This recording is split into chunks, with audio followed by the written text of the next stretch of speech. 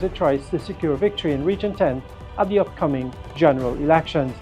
We have shown you that you can trust us. We have shown you our level of commitment. And in sport, Quentin Sampson powers Titans All-Stars to another Kares T10 title, and the West Indies lose another T20 international series.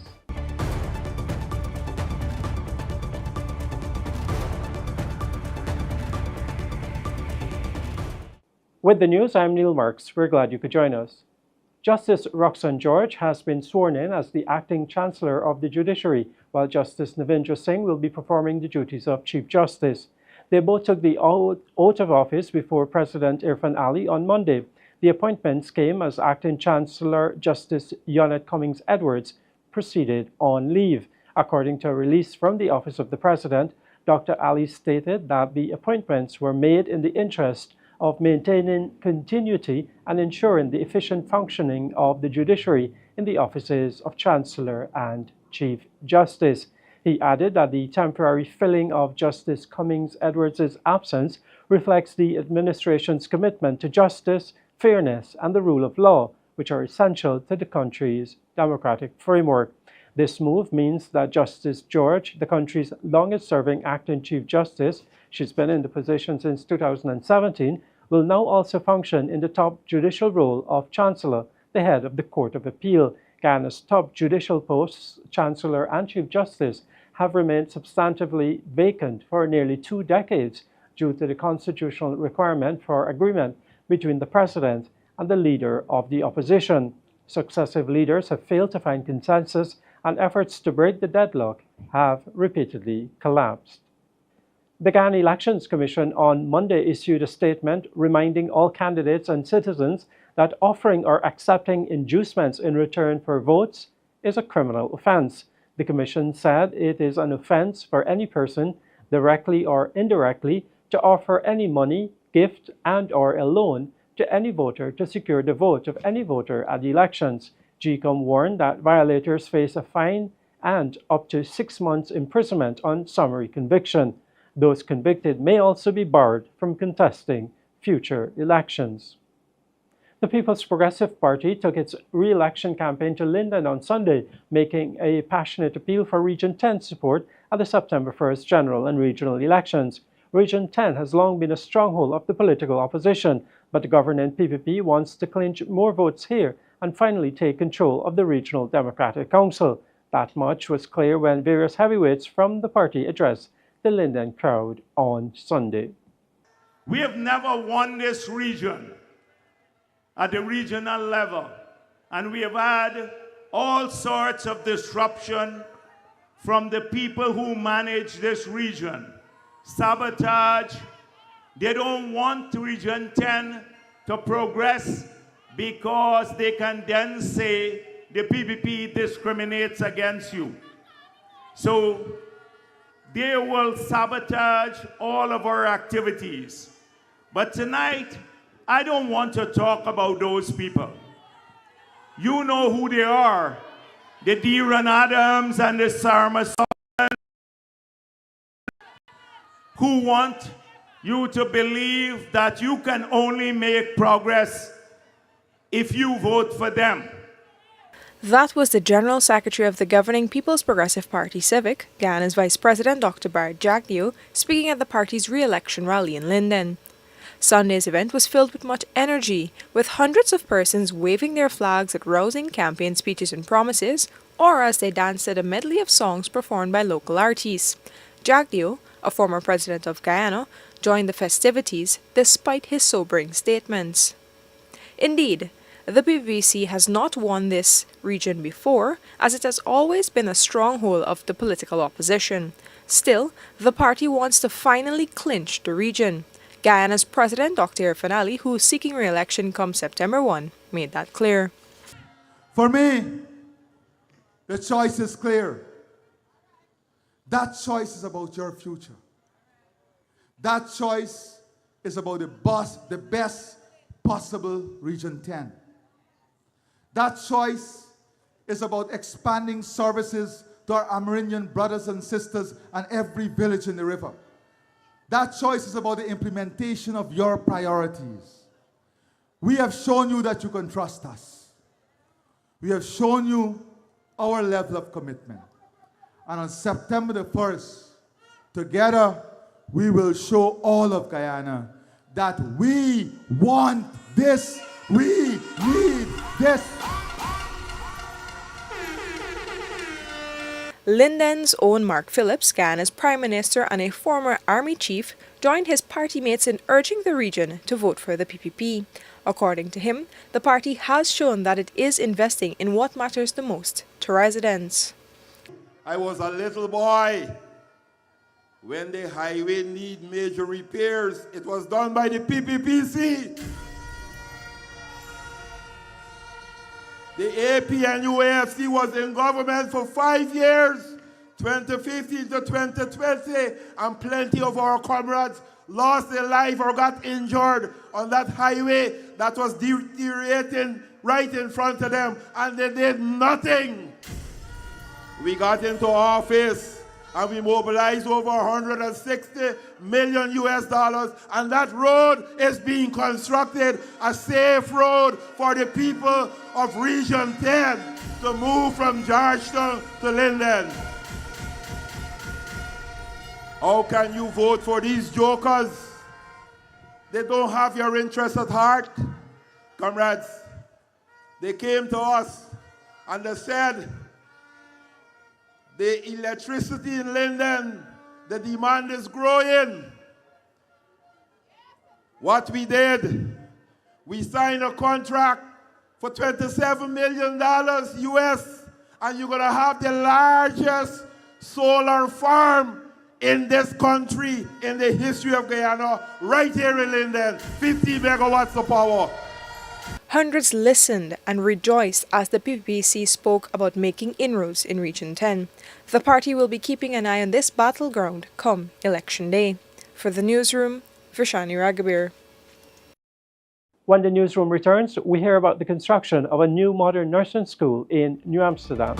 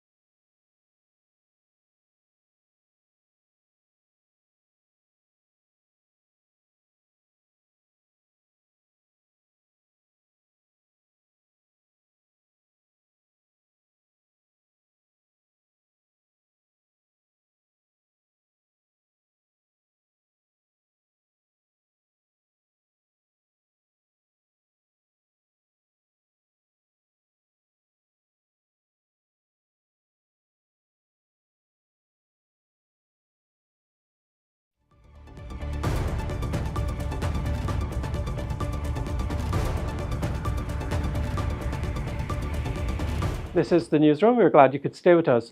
The construction of the new modern nursing school at New Amsterdam is nearing completion. It will improve the country's capacity to train more nurses, especially as the need grows for more nurses with the construction of new hospitals in all regions. The newsroom recently spoke with the Regional Health Officer of Region 6. She explained how the new nursing school will benefit the region.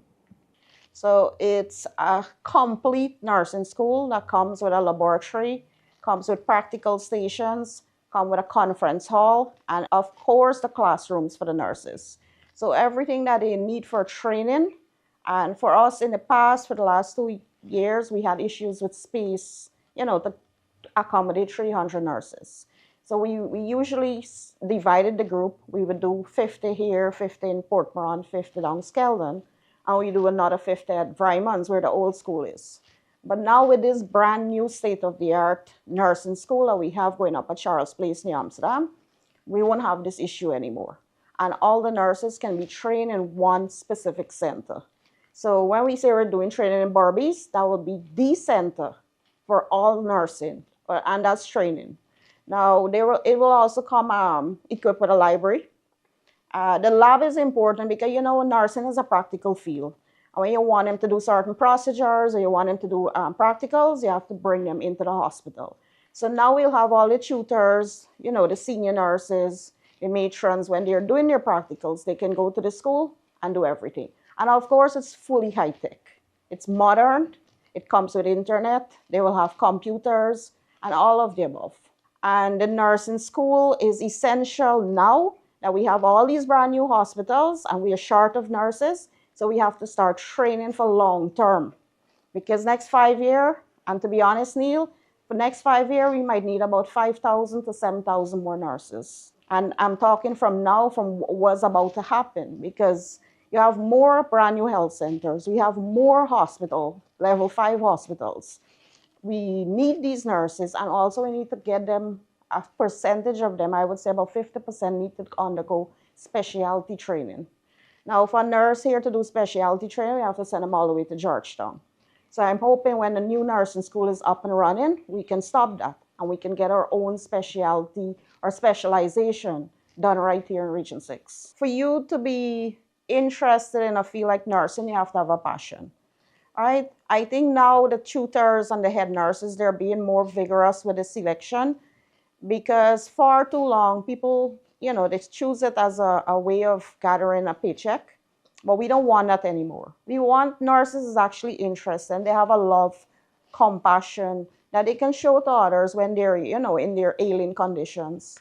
So I think the matrons that would have been promoted about 2 weeks ago in the region, that would be a matron 1 and 2 matron 2, which was the first time in a long time we had 3 matrons. And of course, we're sending 1 to Region 5. So I don't want to say, we are training the personnel, we're keeping them here. So Region 5 was done strategically, but of course, I need a matron to run the nursing force. So that is the reason one of our matron 2 is in Region 5 currently. But we trained her. It's okay. They're our neighbors, so we try to accommodate them many times. For far too long, like I said, people would usually come into the profession to get a training done here free, which and then in a few years' time, they migrate and they go overseas. And it comes to a loss for us. But we don't want that. We want people that are passionate and, they're dear for you in your ailing times, and they can actually take care of you with love, compassion, sympathy. And that's what we want. So I think now that the selection process is a bit more vigorous, and of course you got to get about 3 to 4 CXC subjects. And if you don't, we'll help you upgrade, right? We'll give you a course, but it's actually equivalent to CXC. And should you pass that course within the 6 to 12 months, we will transition you to nursing.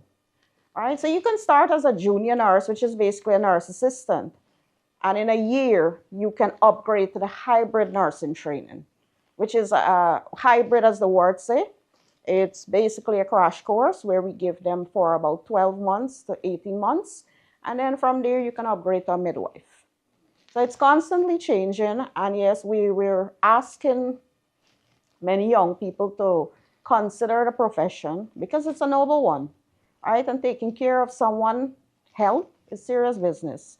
So we don't want nurses, and like ministers say, we don't want people to go hanky-panky in the hospital. We actually need professional nurses, all right, people you can relate to, people that will be there for you when, whether you have a stroke or you had a heart condition or, you suffer some major trauma, etc.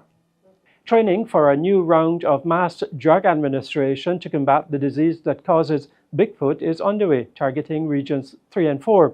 The initiative is being led by the Ministry of Health in collaboration with PAHO. From these organizations will be responsible for training team members. So we have had this problem for a couple centuries, but over time we have been working to get rid of this problem. We have never been so close. We're almost there, because in our 10 regions, we have eliminated lymphatic filaria from 8 of those 10 regions. But we got 2 regions, and there are places in these 2 regions that have been a little bit stubborn, right? So the 2 regions that we're talking about is regions 4 and regions 3. And within region 3, there are specific communities where we have seen that we need to do a little bit more work. Similar for region 4, right?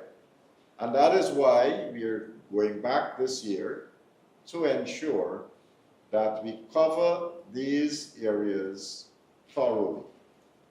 And I think if we do that, we are going to be able to then say, sometime next year or the year after, that we have eliminated from all the regions in Guyana. I'm pleased that once the initiative was announced, Guyana, through your minister, immediately jumped on the bandwagon. And the first thing, I think Guyana was one of the first countries to set up what we call a disease elimination committee.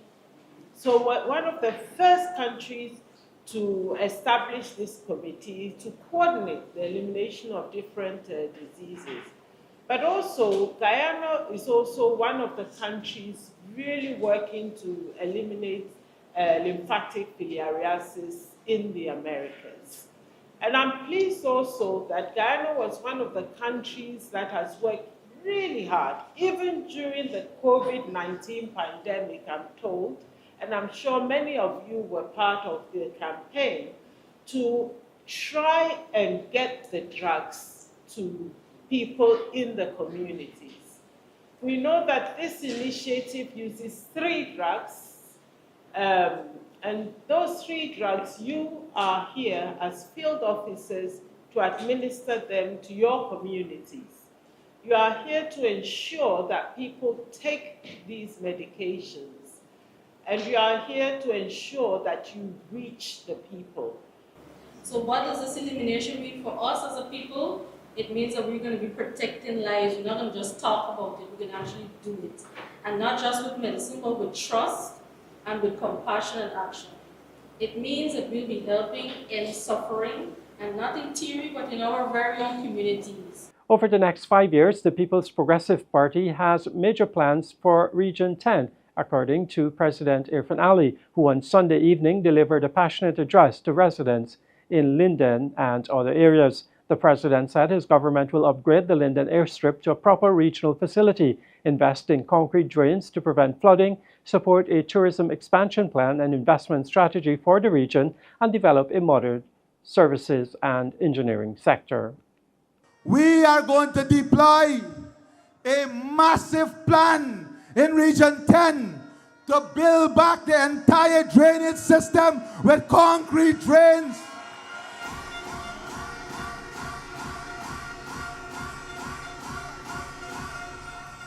That is tens of billions of dollars that will be invested in drainage alone so that we can avoid flooding. And let me tell you, just for you to understand the scale of things, one project alone in the last 5 years in this region, the new Wisma Bridge, that one project alone is more than what the APNU AFC spent for 5 years in Linden and Region 10.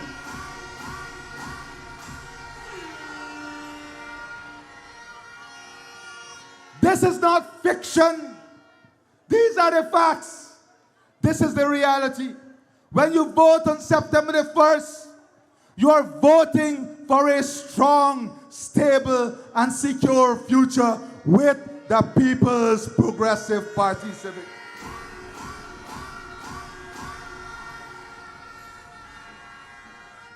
Yes, the continuation of investment in roads, community roads, drains, sanitation, recreational facilities, sports, family support and entertainment. But it's not just about building the stadiums.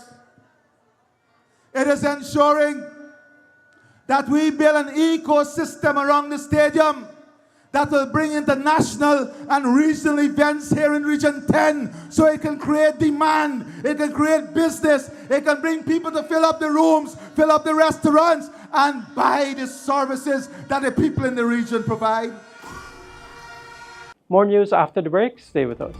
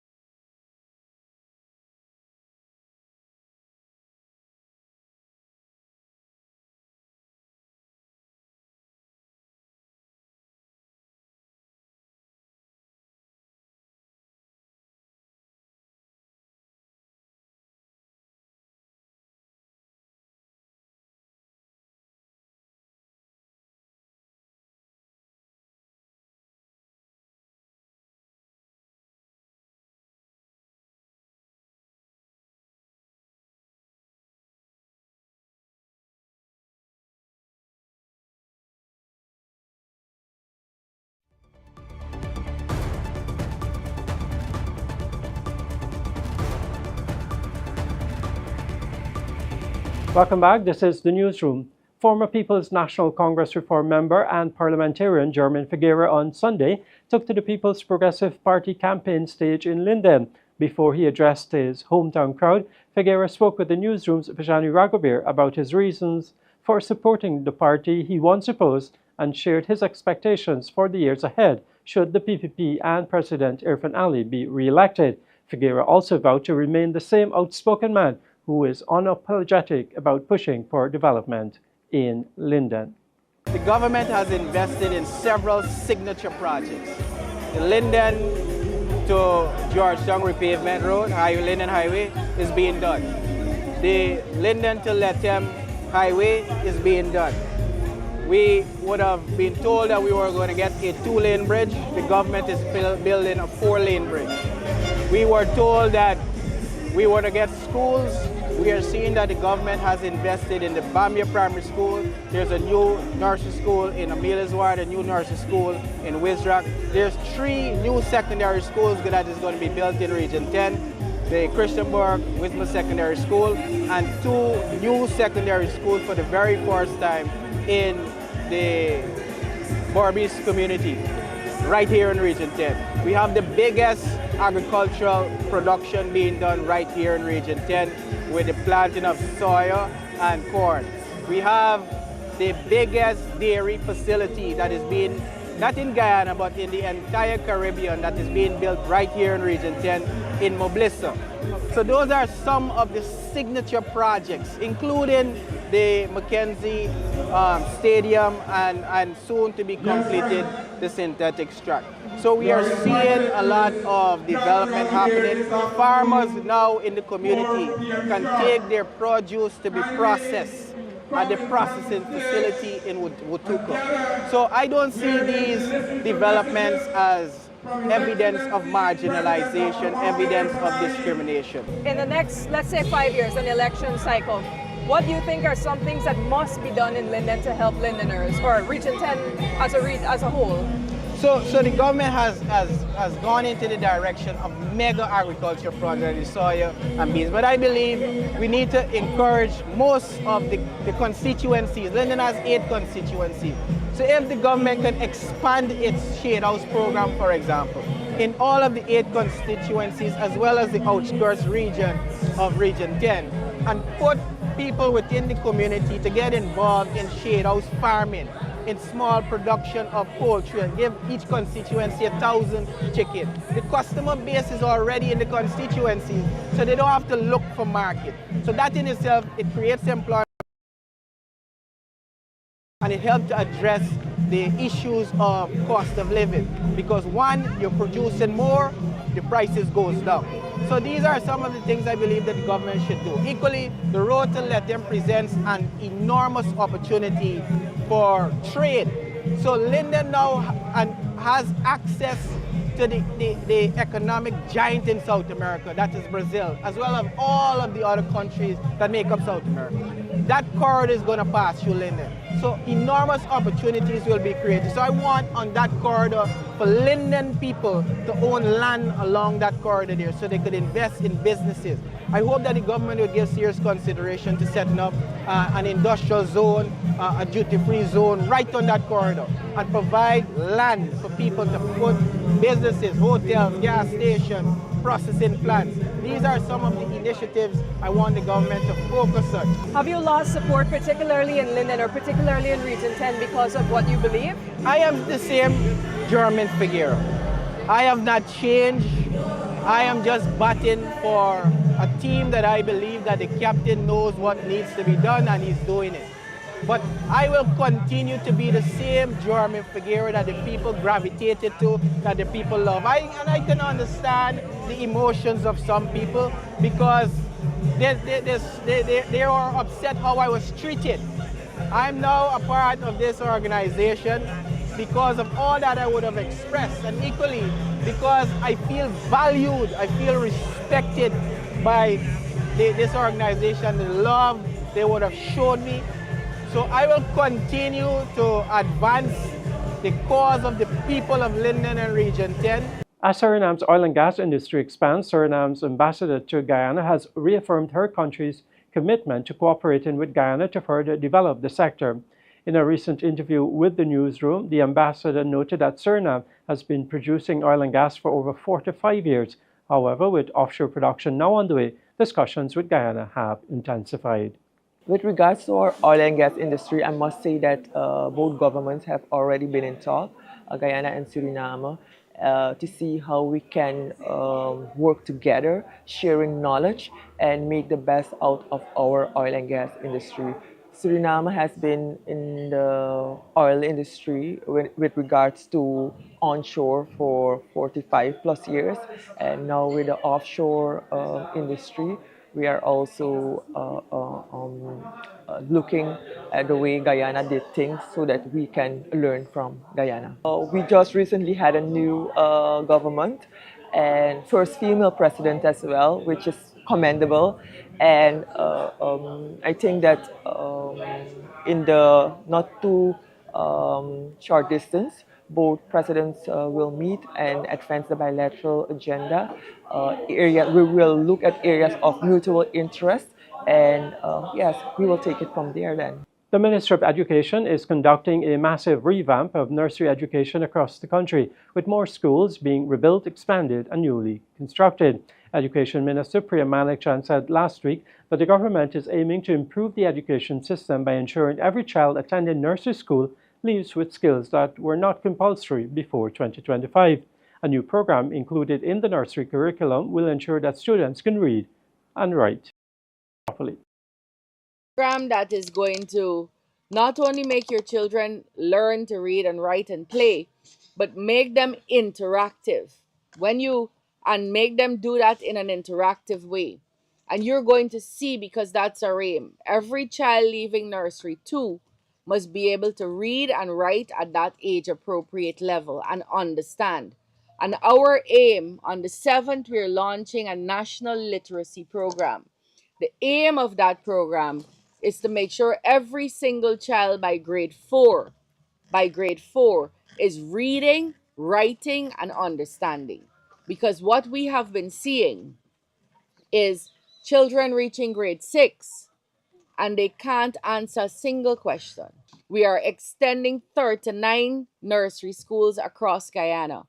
We have built 54 new nursery schools across Guyana, and we have reconstructed, break down and build back, 13 nursery schools across Guyana. And the point is to make sure, while nursery education is not compulsory, that we have nursery schools wherever children exist. When the newsroom returns, the financial, weather, and bridge reports along with sports. Stay tuned.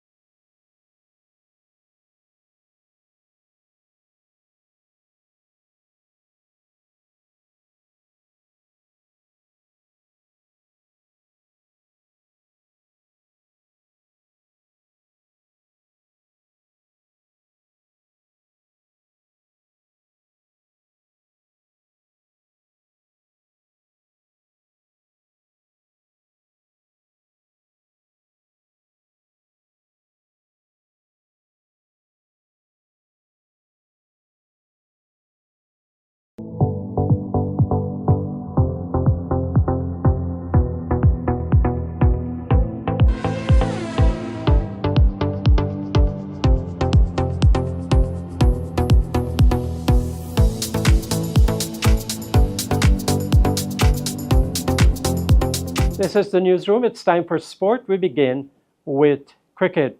Yet again, Quentin Sampson produced the fireworks in a key match to deliver a title repeat for the powerful Titans All-Stars in the third Kares Guyana T10 table blast. In Sunday's final, the inaugural champions, Eccles All-Stars, faced the defending champions, Titans, who won by 7-1 runs at the National Stadium in Providence. Sampson produced another champion performance, hammering an unbeaten 88 from 30 balls, the backbone of Titans' 142 for 2 from the allotted 10 overs. Here's a recap of Sunday's pulsating action.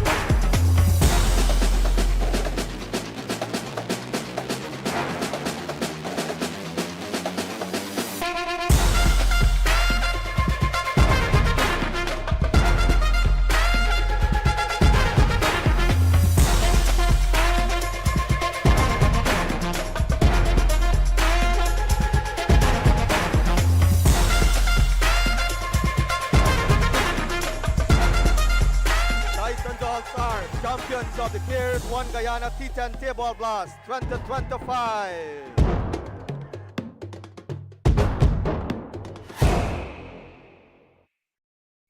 Half centuries from Alec Atenes and Shervin Rutherford were not enough to prevent the West Indies from slipping to a 13-run defeat to Pakistan in the third and final T20 International at the Central Broward Regional Park in Lauderhill, Florida on Sunday night. The result gave Pakistan a 2-1 series victory, their 7th successive T20 International Series win over the West Indies in the Caribbean. Set 190 to win after Pakistan posted 189 for 4. The West Indies replied with 176 for 6. Atenes top scoring with 60 and Rutherford adding 51. But the late innings push that had carried them over the line in Saturday's second match never materialized this time, as Pakistan held their nerve at the death. If I had the answers, we would be winning all the time. So that's the honest answer right now. I don't know if you want me to say something else, but it's just one of those things. Like you're playing in franchises, you're getting information, you're gaining experience, but regardless of what's happening, you got to come and do it for the region. It's something that we haven't been doing. The reality is reality. But like I said, if I have the answers, then we would be winning. It's just not happening for us. Yeah, Shay, just one. Let's look at the positives. What have you seen as the positives going from the Australia series to now? What are some things you'll take away and say we can build on that? And I've seen like shining lights that we can build on from here. Well, firstly, the bowling department. You know, conditions are slightly different. In St. Kitts, it's very batting friendly. It's very tough for the bowlers. We always speak about the execution. You know, when the surface is a lot better, you tend to take the pitch out of it a bit more. So you got to nail the Yorkers and try to limit the batters as best as you can, regardless if a pitch is small, a boundary is small, pitch is good, a Yorker is a Yorker. And a good Yorker is very hard to hit for any batter. So that's one thing I can certainly highlight as a bowling group. And then we got another debutant in Joel Andrew. He showcased some very good class and skill with his batting ability at the top. We've been faced with some unforced injuries as well, something that we can't really control. So seeing the guys coming in some, I would say, awkward positions in certain stages, something that guys may have been accustomed in the recent past, and taking it upon themselves to execute for the team. So there's certainly some positives there. And like the last 15 or so games, 15 to 20 games, we haven't really fitted the same squad or same team simply because of injuries. So that in itself is a challenge. So the guys coming in and putting their hands up and raising their hands for the team, that in itself is a positive. So I can certainly commend the guys for that. The Ghana Football Federation has announced that the opening match for the Ghana Under-15 Boys national team at the 2025 CONCACAF Under-15 Boys Championship has been rescheduled due to unforeseen travel delays. The team's planned Caribbean Airlines flight over the weekend experienced significant delays, causing the delegation to miss their connecting flights en route to Aruba. As a result, CONCACAF has officially rescheduled Ghana's opening fixture. The match between Guyana and Cuba will now be played on Thursday, August 7th from 9 in the morning local time. Despite the setback, the GFF confirmed that the players and staff remain focused and in high spirits as they continue preparations to proudly represent Guyana on the international stage. England and India entered day 5 of the final tests on Monday with victory firmly in sight. England needed just 35 runs while India required 4 wickets. Jamie Overton looked to shift momentum early, smashing 2 quick boundaries to pile the pressure on India. However, Mohammad Siraj struck back in style, removing Jimmy Smith to give India a much-needed breakthrough. Siraj then set up Overton brilliantly, firmly swinging the momentum in India's favour.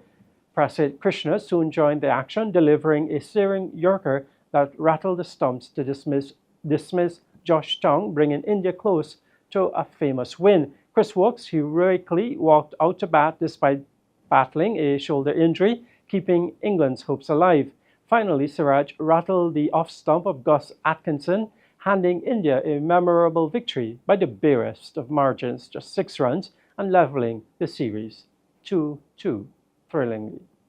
The Ghana Olympic Association is supporting Athletics Association of Ghana coach Kenisha Headley's participation in the prestigious University of Delaware International Coaching Enrichment Certificate Program. This move marks a significant investment in strengthening coaching expertise within Guyanese athletics. Headley, a dedicated and long-serving coach and sports administrator, was nominated by the AAG, endorsed by the GOA, and officially selected by the University of Delaware in partnership with Olympic Solidarity. She will participate in the 16th edition of this elite coaching development initiative.